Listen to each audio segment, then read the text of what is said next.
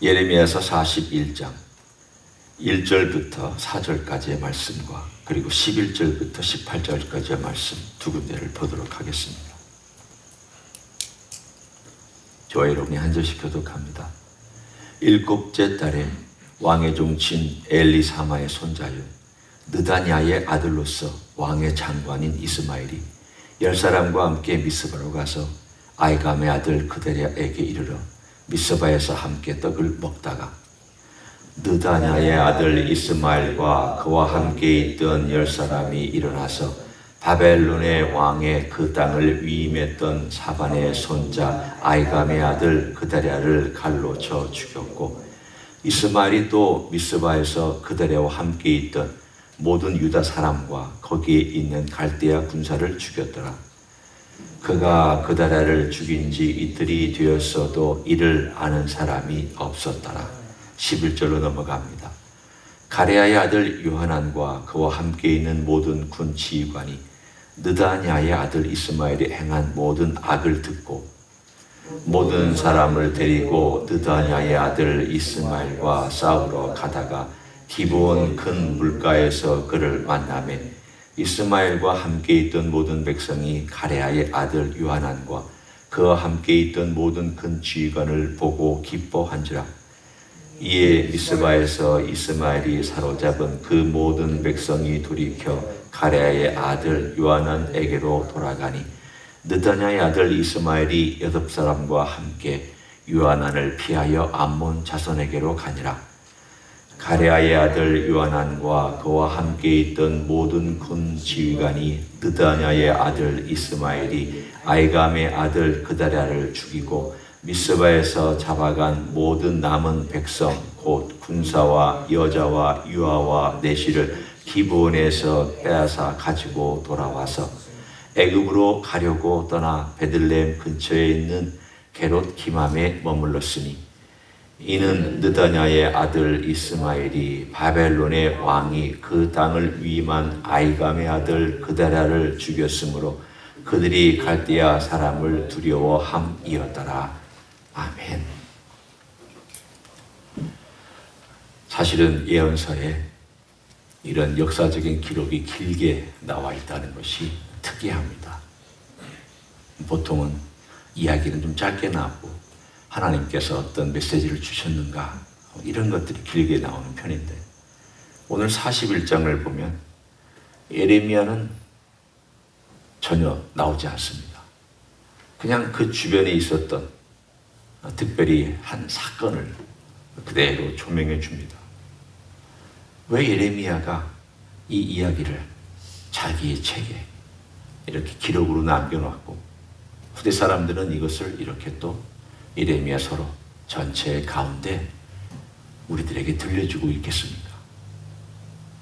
사실은 어떻게 생각하면 그리 혼란적인 혼란스러운 이야기 하나. 그렇잖아요. 나라가 망하면 혼란스럽잖아요. 이 사람도 일어나서 난리 피우고 저 사람도 일어나서 난리 피우고 리더십도 제대로 안 정해지고 모든 것이 엉망이 되는 그런 상황인데 그 중에 왜 이야기를 여기다가 고스란히 그것도 자세하게 담아놨을까? 하나입니다. 하나님을 신뢰하지 않았던 백성이 나라가 망한다. 그들의 운명과 그들의 삶과 그들의 처지가 얼마나 또 혼란스러운지를, 얼마나 또 밑바닥에 헤매고 있는지를 보여줍니다. 그런데 그 중에 이 그데랴라고 하는 한 사람이 2개월 동안 총독으로 있다가 살해를 당하고 그리고 나서 그 주변에 있는 인물들이 하나님 말씀에 대해서 어떻게 반응하느냐에 대한 이야기를 전해주고 싶었던 것입니다. 너희들이 이렇게 평화롭게 살던 유다 시대에 하나님 말씀 어떻게 반응했느냐? 불순종했죠. 그러면 혼란스러운 때는 어떻게 반응할 것이냐? 그들이 심판을 이미 받았기 때문에 심판을 받으면 사람들이 우리가 보통 생각할 때 배우겠구나. 고난이 왔으니까 이 고난 속에서 뭔가 깨달음이 있겠구나. 이게 우리가 그냥 정상적인 방법으로 크리스찬이라면 일반적으로 생각할 수 있는 그러한 상식 수준의 논리입니다. 배우겠구나. 힘드니까, 어려우니까 깨닫겠구나. 하나님께 기도하겠구나. 우리 주님을 찾겠구나. 겸손해지겠구나. 그런데 이 41장, 42장의 스토리를 통해서 보여주고 있는 것은 그렇지 않다라는 겁니다. 인간이 그렇지 않다. 인간이 너무 악하다는 것입니다. 오늘 여기에 일단은 악한 사람의 한 존재 이스마엘이 나옵니다. 이 사람 왕족입니다. 다윗의 자손입니다. 이름은 이스마엘이지만 사실은 다윗의 자손입니다. 그리고 왕의 장관까지 했던 사람입니다. 이 사람이 어떻게 해서 아히감의 아들인 그드랴를 죽이려고 마음을 먹었는지 그 동기는 우리가 전혀 알지를 못합니다. 그냥 짐작해 보건대 왕족인 나 같은 사람을 안 세우고 전혀 다윗 자손과 관련 없는 이런 그드랴를 세웠을까? 그게 기분 나쁠 수도 있고요. 아니면 평소에 그드랴를 싫어했을 수도 있고, 아니면 바벨론 사람을 워낙 싫어했고 워낙 반대했다가 도망가서 겨우 살고 나서 바벨론이 거기를 지키고 있는데 바벨론에 협력하는 그드랴가 미웠기 때문에 그럴 수도 있습니다. 하여간 어떤 이유든지 간에 오늘 이 본문에 나와 있는 이스마엘은 아주 교묘하고 악한 왕족입니다. 10사람을 데리고, 아마도 칼에 능한 군사이겠죠. 10사람을 데리고 그드랴를 찾아와서 친하게 웃으면서, 아마도 친하게 볼에 키스할 정도로 그렇게 친근하게 대하고 같이 떡을 먹을 교제를 하는 그때에 칼로 그드랴를 죽였다고 나와 있습니다.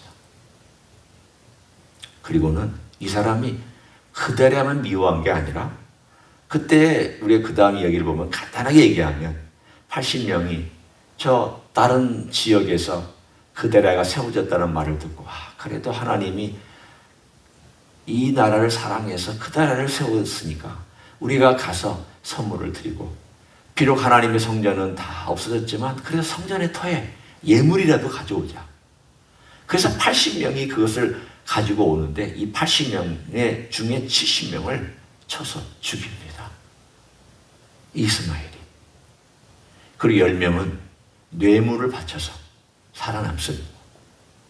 그리고 오늘 우리가 읽은 이 이야기 가운데 사람들을 잡고 암몬 땅으로 도망가고 있는데 이 요하난이라는 사람, 그드랴에게 처음 알려줬었잖아요. 이스마엘이 너 죽이려고 하니까 너 조심해라라고 알려줬던 이 사람이 자기들의 군대를 이끌고 가서 백성을 구해오고, 그리고 이스마엘은 결국은 암몬 땅으로 도망갔다 하는 그 스토리가 오늘 여기 나와 있습니다. 한번 뭘 말씀하고 있을까? 제가 초반에 이미 얘기했습니다. 인간 안에 있는 악이 고난 가운데도 빠져나오지 않고 있구나. 그리고 인간이 이렇게 악을 행한다는 것이 쉽게 변하지 않는구나. 그드랴는 착한 사람입니다. 그드랴는 선한 사람이고, 그드랴는 어떤 의미로 보면 하나님의 뜻을 쫓아가는 경건한 사람입니다. 그런 다른 사람에 대해서도 그렇겠거니라고 생각했던 것이 아마도 착오였을 것입니다. 사람이 다 착한 사람 같지 않습니다. 그나마 그래도 착하게 생각하는 사람 같지 않습니다. 오늘 여기에 나와 있는 사람들, 이제 뒤에 가보면 요하난이 얼마나 또 악한지가 나오고, 오늘 41장은 이스마엘이 얼마나 악한지가 나오고, 지금 악한 사람이 일종의 행전과 같습니다. 악의 행전입니다. 그 악의 행전을 보면서 우리가 뭘 배워야 할까? 저는 이거는 다윗이 기도했던 시편에 있었던 이것이 우리의 기도 제목이 되어야 되겠다 생각해서 시편 17편을 제가 함께 여러분과 나누기를 원합니다.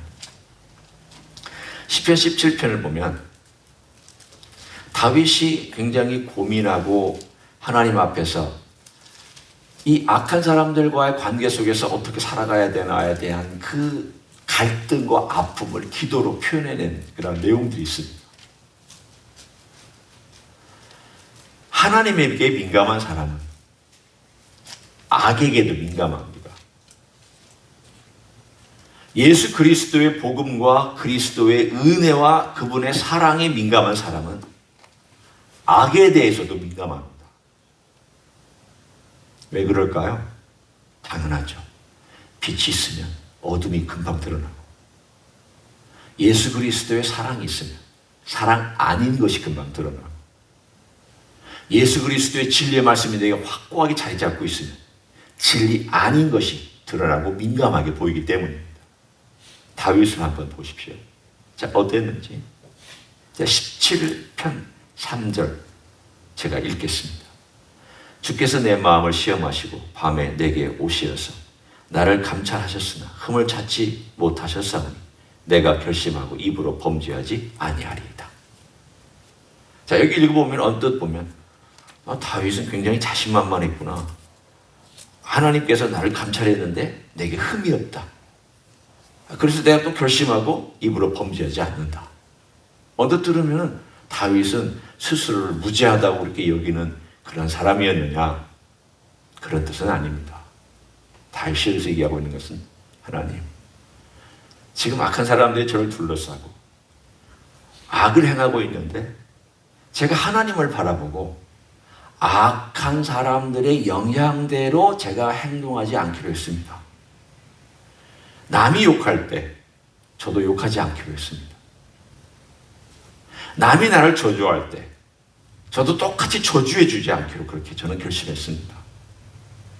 그런 흠을 찾지 못했다는 겁니다. 일반적으로 악한 사람들이나 혹은 악이 아니라 할지라도 꼭 악한 사람이 아니라 할지라도 그런 사람이 아니라 할지라도 악은 행할 수 있습니다. 여러분 크리스찬이라도 악을 행할 수 있잖아요. 아니 거짓말 하면 그게 악이잖아요. 누군가를 정죄하면 그게 악이잖아요. 크리스찬들도 악을 행할 수 있잖아요. 크리스찬들도 다른 사람에게 대하여 쉽게 판단할 수 있잖아요. 그거 악이잖아요. 근데 나에 대해서 어떤 사람이 악을 행했다고 한번 가정해 봅니다. 그러면 그렇게 악을 행했을 때에 내가 어떻게 해야 되느냐? 다윗의 기도가 뭐냐면 하나님, 저들이 나를 욕하고 저들이 나를 공격하고 저들이 나를 저주하고 네가 어떤 그런 경건하냐? 너는 저주받았다라고 얘기하는 그때에도 그것을 어떻게 표현하냐면 그들에게 욕하거나 복수하거나 내가 거칠게 대하지 않기로 나는 작정하고 하나님을 바라보고 있다라는 표현입니다. 악한 상황 속에서 잘못하면 우리가 악을 닮아갑니다.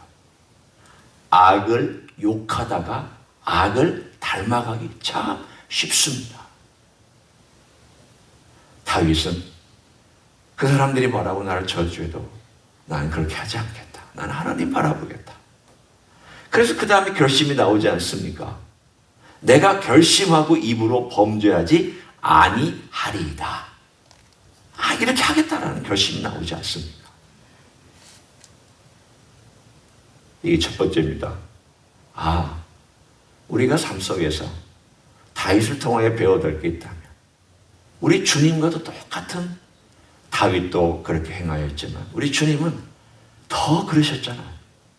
악을 악으로 갚지 아니하셨고 저주를 저주로 갚지 아니하셨고 자기를 찌른 자들과 자기에게 못을 박은 자들과 자기를 저주한 자들에게 저주하지 않으셨으며 저들의 죄를 용서해 달라고 불쌍히 여겨 달라고 아버지께 기도한 우리 주 예수 그리스도의 모습이 오늘 비록 다윗은 조금 가지고 있었지만 예수님은 온전하게 갖고 계셨잖아요. 이게 악에 대항하는 첫 번째 방법이고요.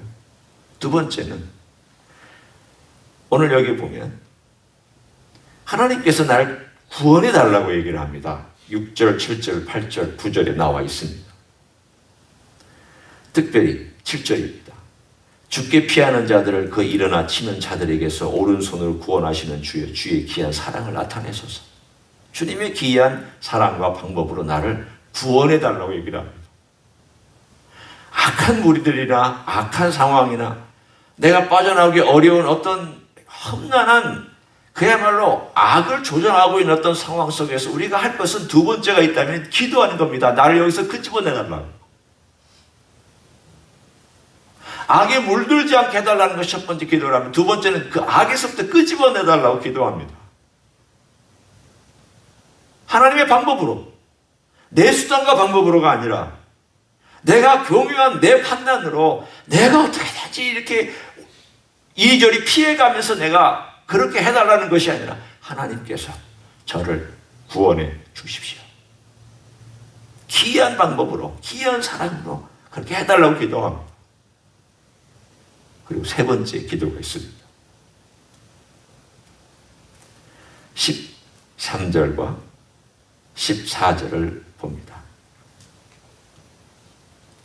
여호와여 일어나 그를 대항하여 넘어뜨리시고 주의 칼로 악인에게서 나의 영혼을 구원하소서. 여호와 이 세상에 살아있는 동안 그들의 분깃을 받은 사람들에게서 주의 손으로 나를 구하소서. 그들은 주의 재물로 배를 채우고 자녀로 만족하고 그들의 남은 산업을 그들의 어린 아이들에게 물려주는 자녀이다. 지금 뭘 얘기하는가 하면, 주님, 이들이 악하게 살고 악한 재물을 얻고 그리고 풍요롭게 사는 가운데 있는데 하나님 개입하셔서 하나님께서 살아계심을, 이 악한 행위가 결국은 보응받는 것을 보게 해달라고 하는 암시를 하고 있습니다.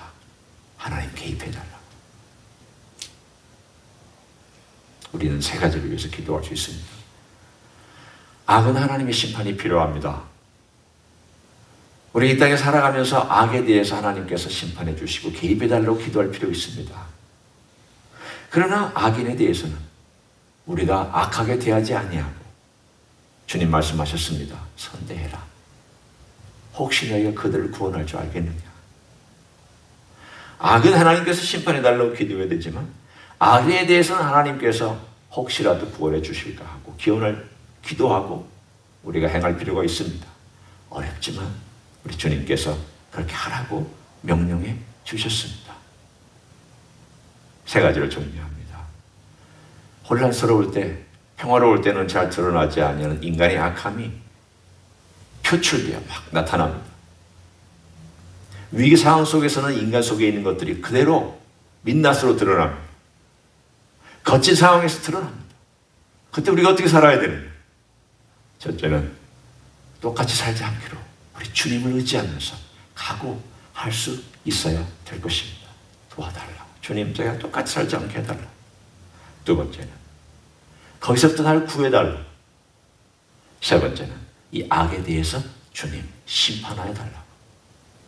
우리 주님께 맡기는 자세, 주님을 의지하는 자세, 우리 주님의 이름을 부르며 주님께 기도하는 자세, 이러한 자세로 이 세상에 있는 악이나 내 속에 있는 악이나 이런 것들 우리가 주님의 은혜로 다루어가며 살아가는 하루하루가 되시기를 예수 그리스도의 이름으로 간절히 축원합니다.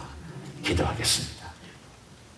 하나님, 악은 참 집요합니다. 악은 참 끈질기게 우리 주변에 맴돌며 우리 속에 있으며 불쑥불쑥 튀어나와서 우리를 자기의 노예로 삼으려고 합니다.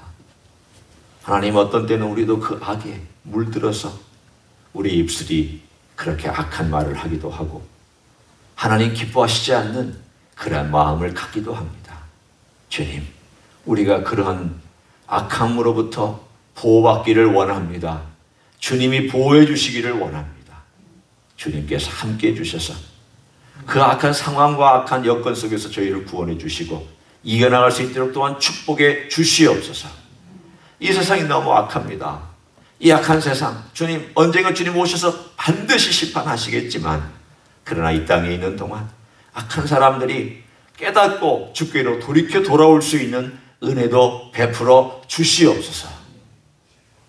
이제는 우리 구주 예수 그리스도의 은혜와 하나님 아버지의 극진하신 사랑과 성령 하나님 교통하심의 역사가 오늘도 악한 세상에서 살고 있지만 우리 주 예수 그리스도의 놀라우신 은혜와 사랑으로 늘 무장하고 주님의 도움을 구하며 의지하며 살아가기를 소원하는 이 자리에 참여한 모든 종들 위해와 주임지 히스교회 위해와 이민교회들과 한국교회들과 선교사님들 위해 이제로부터 영원히 함께 하실지어다. 아멘.